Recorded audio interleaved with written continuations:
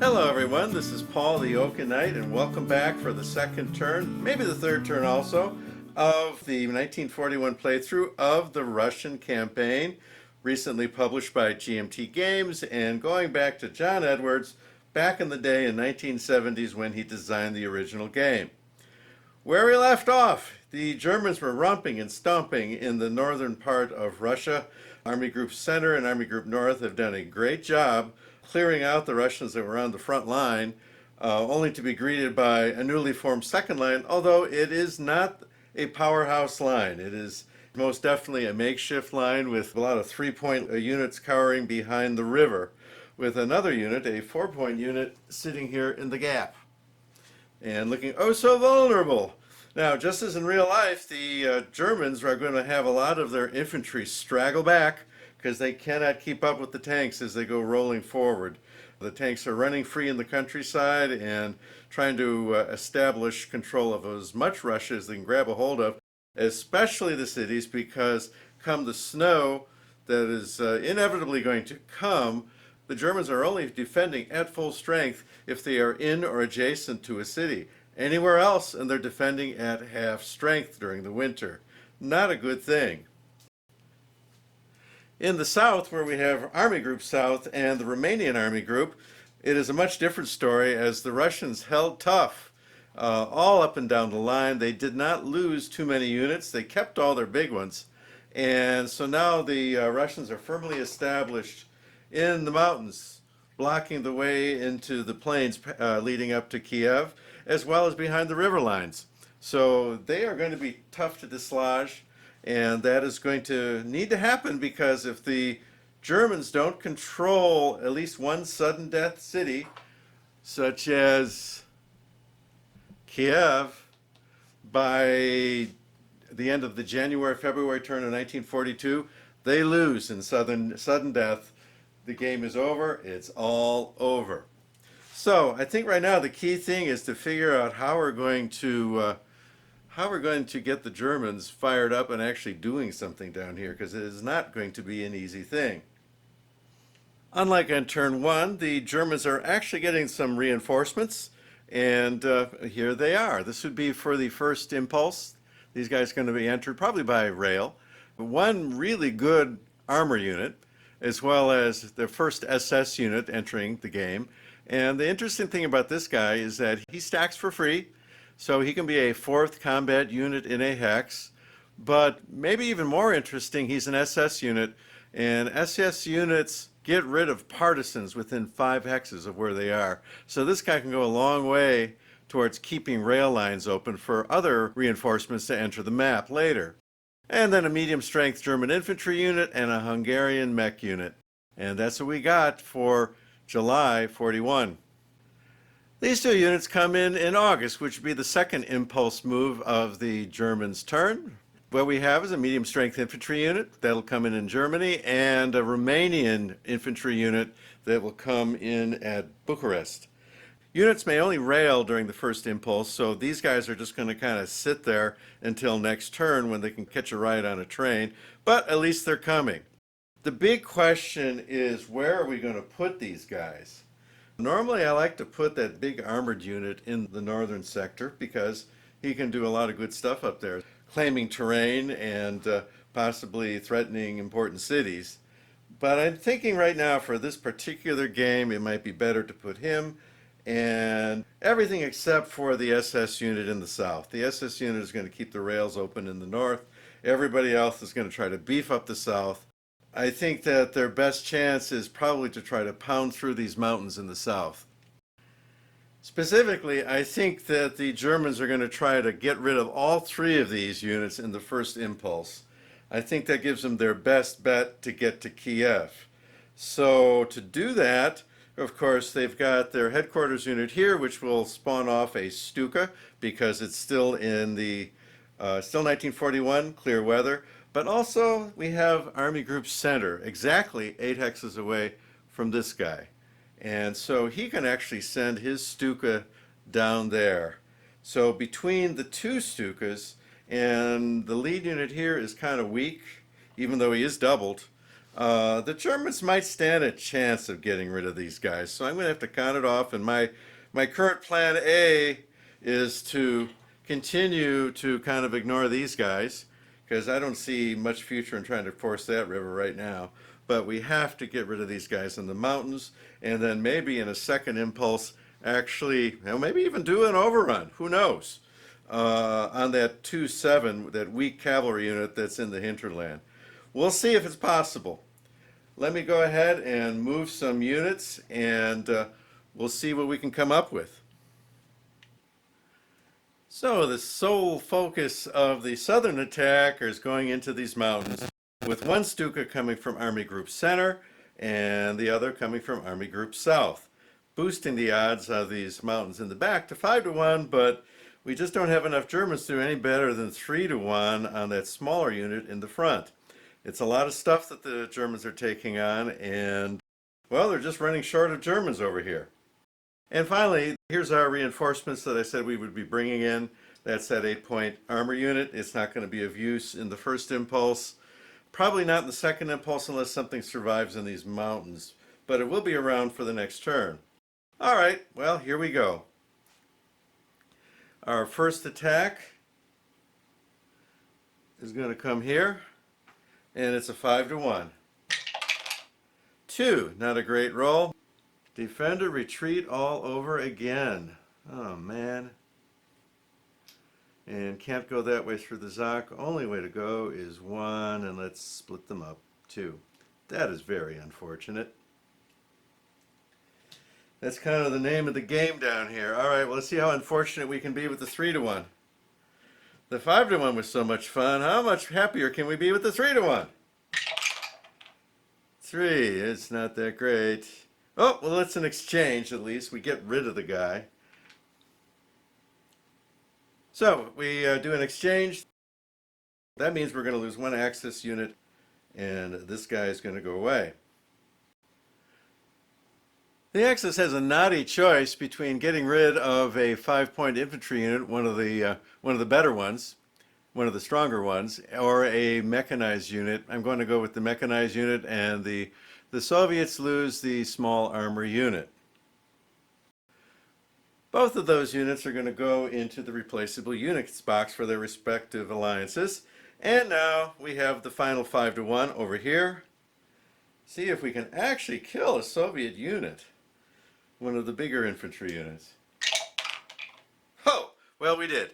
Defender surrender. So this guy permanently goes away.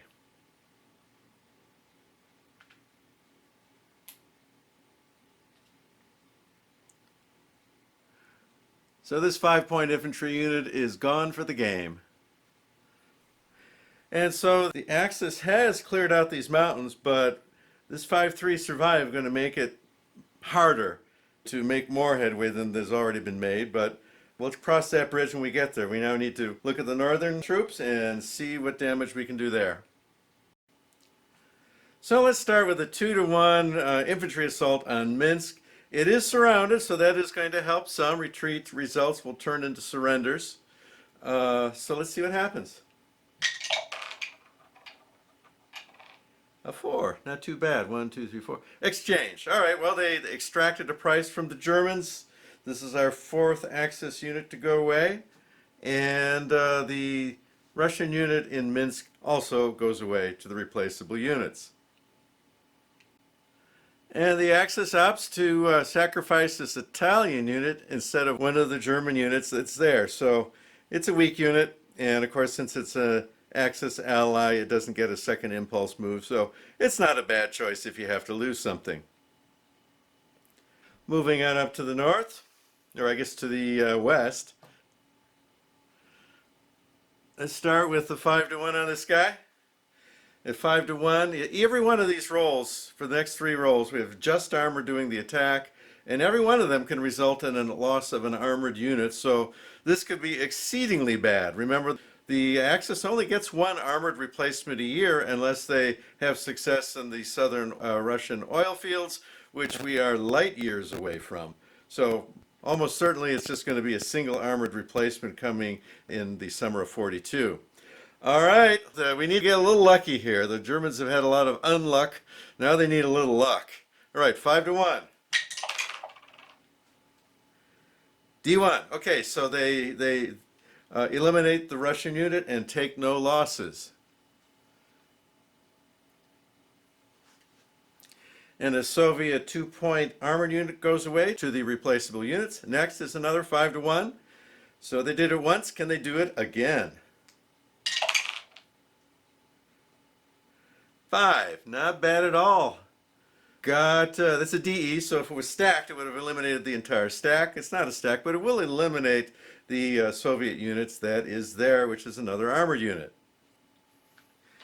And this time it was a 3-point armor unit. Well, they've gotten away with it so far. It's a 4-1.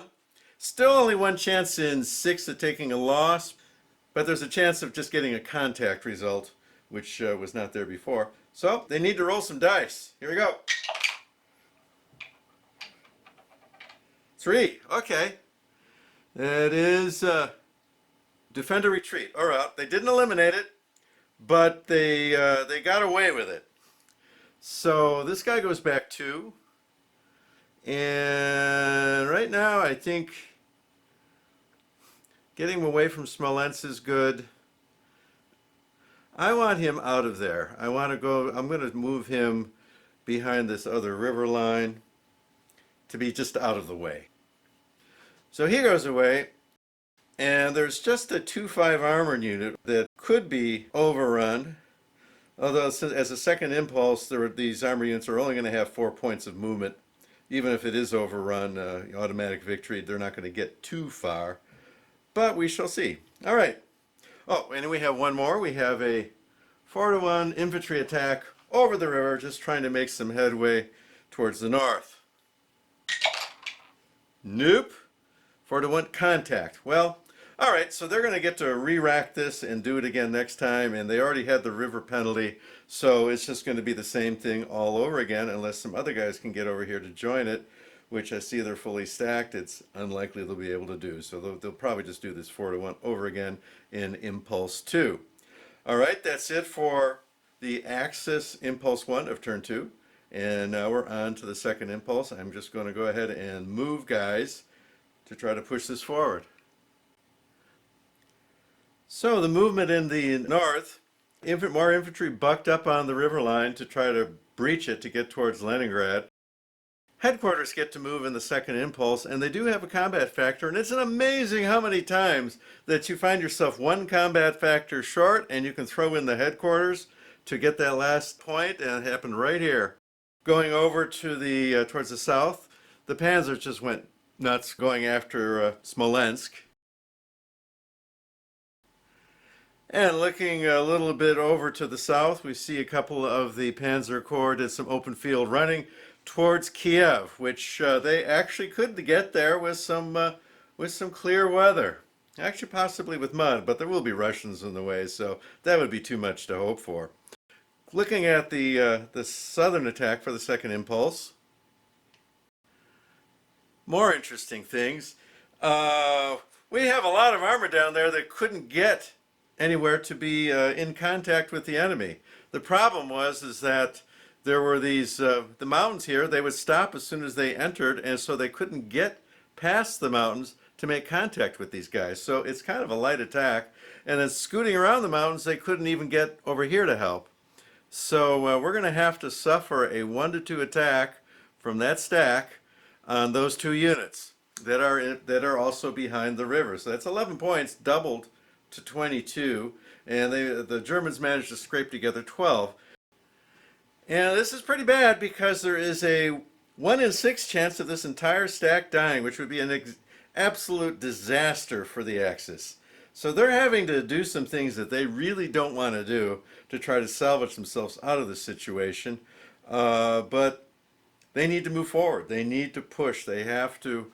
The problem is if they don't do a soak off on those 2 with this guy, then this guy can't attack here. And so that 3-1 would not happen, and then we would only have this 4-1 on a small armored unit. The only reason why this guy was able to get there is because he's a mountain unit, a German mountain unit, which means he does get the 2 points of movement in the second impulse. The Romanian mountain unit does not get the second impulse movement, so he was stuck there. Oh, one last thing. Let's move the headquarters up. And 2, 3, 4, 5, 6. Well, thinking positive, they are within Stuka range of Kiev. All right. Well, we're kind of stuck with it. They got to survive this roll, otherwise, life is bad. So 1 to 2. Axis is shooting for 1 to 2 on this guy. 5. Well, they survived it. It's a contact. That's not bad because that just means that those 11 points are probably going to want to just fall back to the next river line. They're probably not going to want to hang around and contest this. So the Axis got away with it again. 3 to 1 here. 3 to 1. That is coming from this stack alone. All right, 3 to 1. 6. Good. Defender eliminated. Okay, so this guy goes to the replaceable units.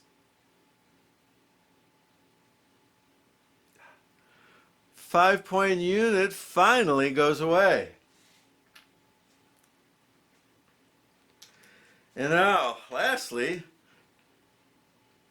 and the Axis is starting to feel like maybe they see a glimmer of hope here. A 4 to 1 on this armored unit. A 2, kind of a lousy roll. Exchange. Well, it cost them. All right. So as usual, this crappy little cavalry unit is going to take out that.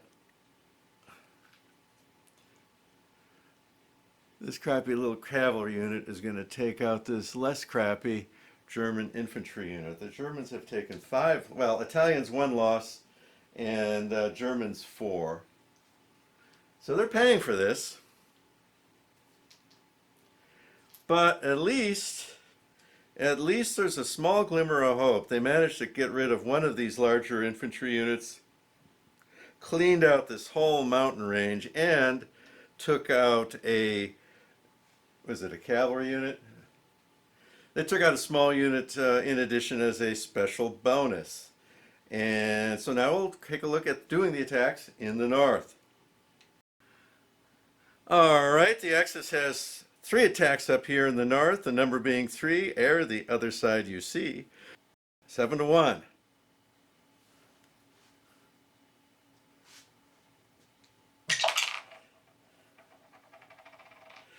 5.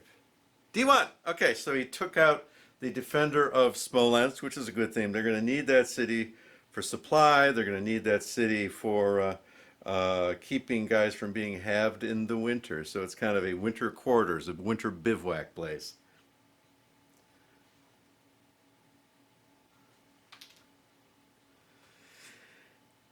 And another 5-3 goes to the replaceable unit pool.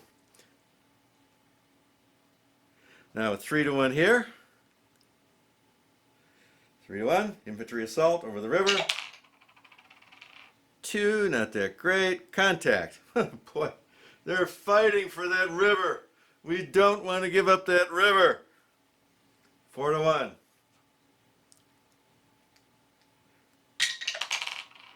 Another 2. This time it's an exchange because it was 1 better odds, but yet another German unit, Axis unit, goes away. And they don't come back until the May-June turn of 1942. And they have to get through the Russian winter, which is not going to be kind to them. And a 3-5 armor unit dies for the Soviets. So everybody's getting thinner here, especially the Germans. All right, so we have a number of things that have that are in contact with the enemy. The Russians are probably going to pull back. All right, that is it for the Axis, turn 2. The only thing left is to do things like here. Advance the rail to where it was built out to, advance the rail. These guys are working on converting rails, so I'm going to get that done, and then it's going to be the Soviet turn. Just a note on the rail conversion rules. They're a little bit complicated, but I just want to give you the gist so you have an idea. Basically, to convert rail, the axis has to physically have passed through the rail they are converting. It doesn't cost them any movement points or anything, but they have to have walked through it. With the main exception being if they, say, capture 2 points on a line, like, let's see, let's go down just a little bit. And so, for example, if they capture Minsk and capture Vitebsk, whatever that is, they automatically convert all rail in between, okay? And the second caveat would be rail junctions count as cities for this purpose. A rail junction is wherever two rails come together, such as right here. So it's a way to get some quick conversions if you can start out ahead and occupy some terrain. All right, so that's it for the Axis turn. Let me go ahead and get going with the Soviets. In the Soviet half of the turn, in their first impulse, these two units show up on the east edge of the map, getting rail to rail on. In the second impulse, these two additional units become available, the 4-point unit being just placed in Moscow and the 5-point unit being placed in Kursk. And in addition to that, they are going to get replacements. And with their 11 points, we're going to add these units to the cache of Soviet units that are coming back on the map. These units are placed in any city that has a worker unit, which is a factory, which they were assembled from. So I think I'm going to put them in Moscow, maybe Leningrad, and oh, what the heck, let's put one in Kiev and see what good it can do us. Well, let's scratch Leningrad for now. We're going to put them in Moscow, Kharkov, and Kiev because the south is absolutely threatened this time. If not from the traditional guys, we have Army Group Center coming over, and they need to be at least screened with something. All right, so the reinforcing units have been placed. The replacement units have been replaced. It is time for the Soviet first impulse move. Well, the Soviets have done their best to form a makeshift line. They still control Riga, but they've been pushed back from the river line that has been protecting them to this point. And they have a lightish screen of units, and at least it's a too deep lightish screen of units, but we'll see how much good that does them. Maybe good enough because remember, we sent that reinforcing 8-point armor unit to the south, and then everything else went over here to the center to deal with the needs of the center and what's going on around Kiev. So, well, they're going to have to figure out what they're going to do about Riga. If they do that, though, they've taken Vitebsk. They're going to take Smolensk. And if they take Riga, they pretty much will have established a decent forward line for the winter. And Bryansk, that looks like it should go too. Okay.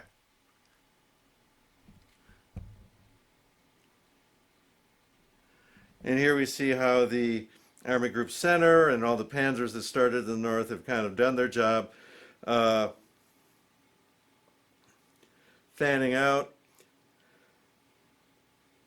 The Soviets have gone ahead and put up what screen they can. At least it's infantry. They're not like cavalry units like is right here. That's the only unit that could get there. They have a screen here to try to help Kiev out. Other than that, the forces have pulled back from contact with the Germans. There were 2 units in Odessa. That was a luxury that the Soviets could no longer afford. So this guy over here, that cavalry unit, he actually railed out of Odessa to close that hole. So Odessa's a little vulnerable, but there's still not much Axis strength down there to do much of anything. But we shall see. The weather roll hasn't happened yet. Who knows? It might be clear again. All right. That is the first impulse movement for the Soviets. I will go ahead and do the second impulse move. We will have the reinforcing units show up in Moscow and Kursk. and because the first impulse is done, rail movement is done. So they're going to basically sit there. They're basically crap infantry that doesn't even have a second impulse.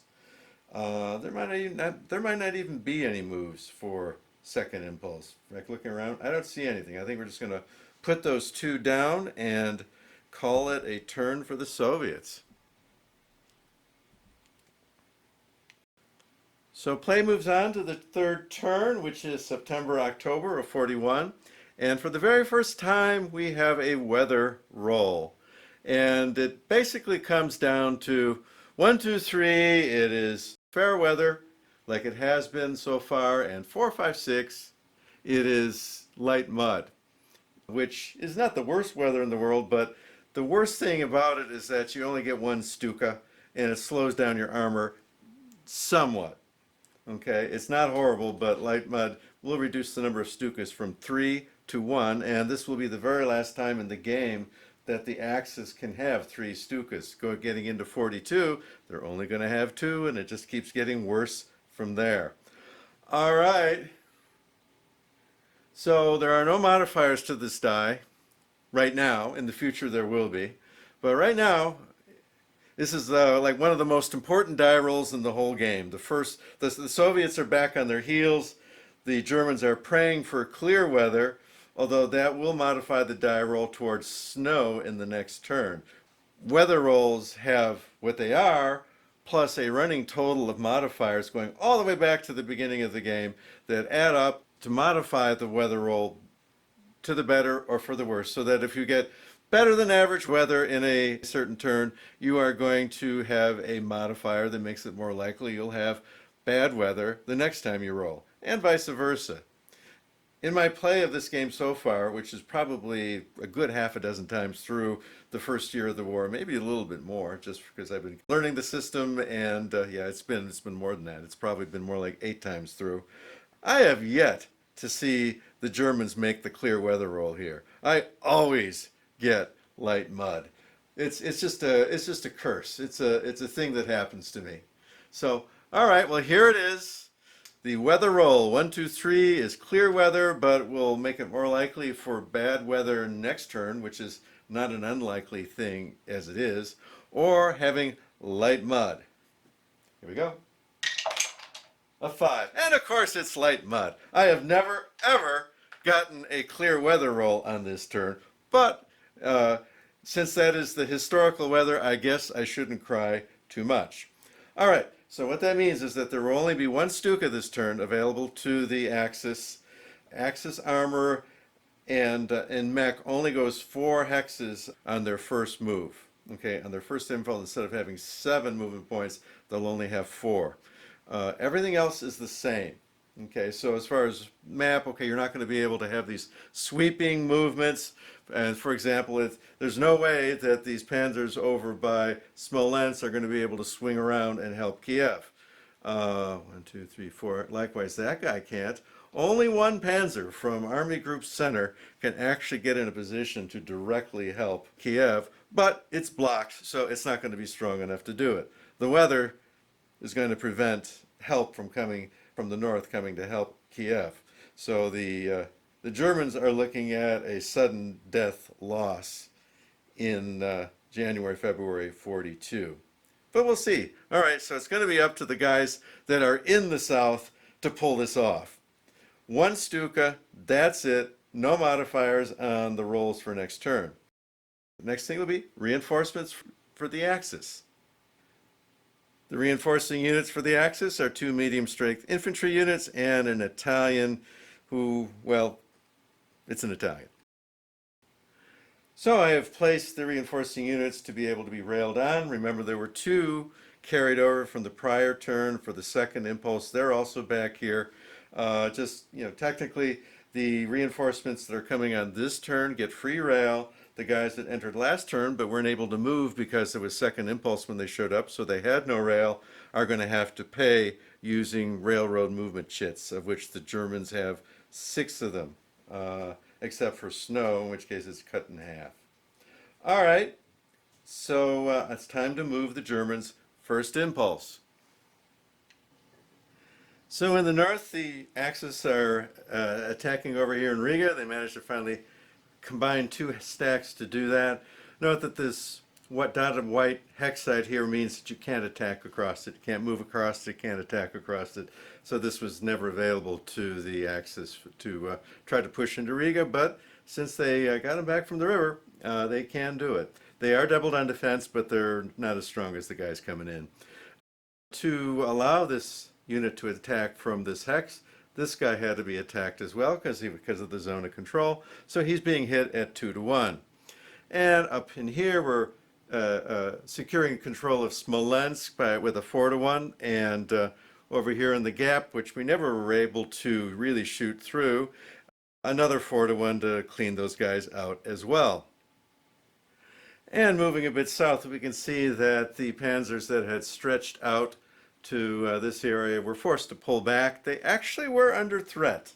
There's enough strength there for a 6-point panzer by himself to actually get hit. So they had to pull back and give themselves some breathing room and get some strength together because they're running without infantry. The infantry is still trying to catch up and won't get there. Well, I think having pulled back, this guy can do a 2-hex move and actually help, but they were not going to make it out this far. All right, so everything depends on Army Group South and the Romanians. Over here, we finally get odds on this small unit, so we took it 7-1. The one Stuka that's available is going here to force the river with a 6-point unit doubled on defense and a 5-point unit not doubled on defense because the river has been circled around, is getting hit from these two hexes here with a 5-1. All right, so let's go ahead and see what we do. 7-1.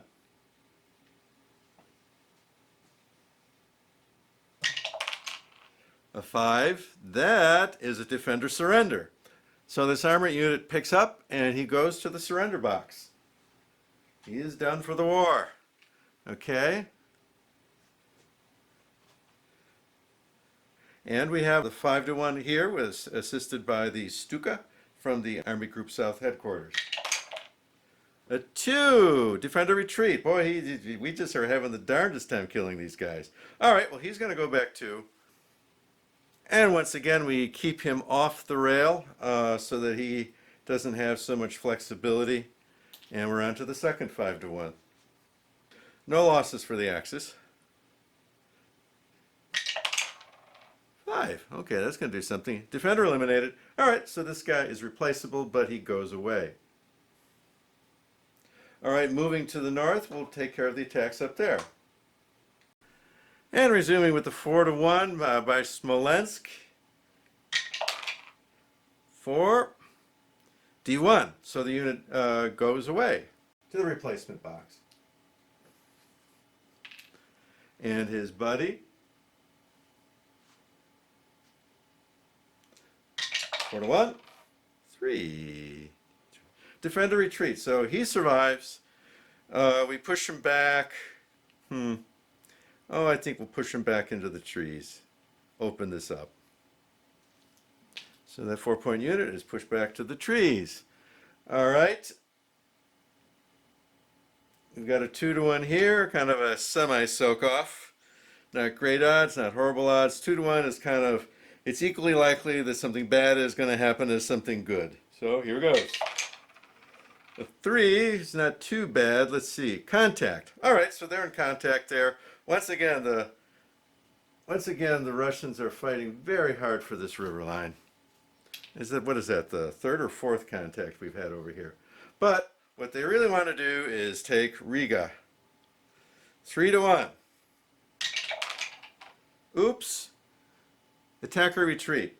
All right, so the attackers go back either 1 or 2. The attacker does the retreat. Riga survives. They're fighting all out to hold on to this line. And so that is where we are after the Impulse 1 combats. We move to Impulse 2. There are movements. The Germans get 2 points of movement, so I imagine that these guys are just going to re-rack and resume this battle all over again. All right, let me do the moves for the second impulse. And so movement is complete, and we see a continuation of the battles that happened in the first impulse. Same odds as before. Some armor finally went over to support Army Group North and are going to take this guy out with a 7-1. And we're going to shush this guy a little further away from things that matter with a 5-1. And that would be about it for Army Group North and Army Group Center. And in the south, we had an automatic victory on the 2-point Soviet armored units that's still there. And so we were able to mow over this guy. And then we were able to pull together some armor to get to attack Kiev from only 1 hex. But at least it's a 2-1. It's a chance to take the place. And we finally got some pressure on Odessa. And that's going to be a 3-1. All right, let's take a look. 3-1. And here's the Battle of Odessa. And a 6. Oh, well. If you're going to do it with gusto. That is 3-1. Defender eliminated. All right. 2-1. Key die roll. Could be the game. All right. So let's 2-1. There you go. A 2. Definitely not good enough. Attacker retreats. All right. So they went up. They gave it the old college try. It got pushed back from the gates of Kiev, and this guy, who was automatic victoried, goes into the surrender box. No good. No joy. Well, let's hope for some weather next turn that isn't snowing. All right, looking at the north, we've got a couple to do there. And there he is. Finally, a second shot at Riga, 3-1. A 3 exchange. Okay, well they take it at cost. At a cost this time. So the 4-3 goes away to the replacement box. Likewise, yet another German infantry disappears. So that's 1, 2, 3, 4, 5, 6 German infantry plus an Italian that has been taken out so far. And that's it for the Germans' turn. I'm going to push up the rail markers and we're on to the Soviet half of the turn. And for all of those of you who have been waiting for the Russian hordes to begin to show up, all of this shows up in Moscow. And because stacking is evaluated at the end of combat and at the end of movement, that's perfectly fine. They all can go there as long as they're not surrounded by zones of control so that they can't leave. But nobody's by Moscow right now. These guys go to Moscow. But wait, there's more. Oh, these guys show up at the east edge of the map, getting ready to rail on, save for the partisan who was going to be put down on a German-controlled rail line to cut it. Now, one partisan isn't going to do much by himself, but next turn 2 more are coming, so that should keep that SS unit busy. All right, so these guys are on the east edge of the map. And as an extra special bonus, these guys show up in the second impulse, right in Moscow. The paratrooper will be put in the Axis paratrooper reserve box so that he can be used to drop. But these guys are going to allow us to basically take everything out of Moscow because they're going right into Moscow in the second impulse of the turn. But we're still not done yet. The Soviets get to rebuild 11 points of stuff. So here it is. Remember, they only get to do 1 tank unit, so I want to make sure I do that. And only 1 guards unit, which we don't have any of yet, so we can't have lost any. But these guys are going to build where the workers' units are in the cities. Moscow's probably okay. Well, I'll see where I'm going to put them. Probably about time to put something up in Leningrad since nobody's there. So let's see where these go.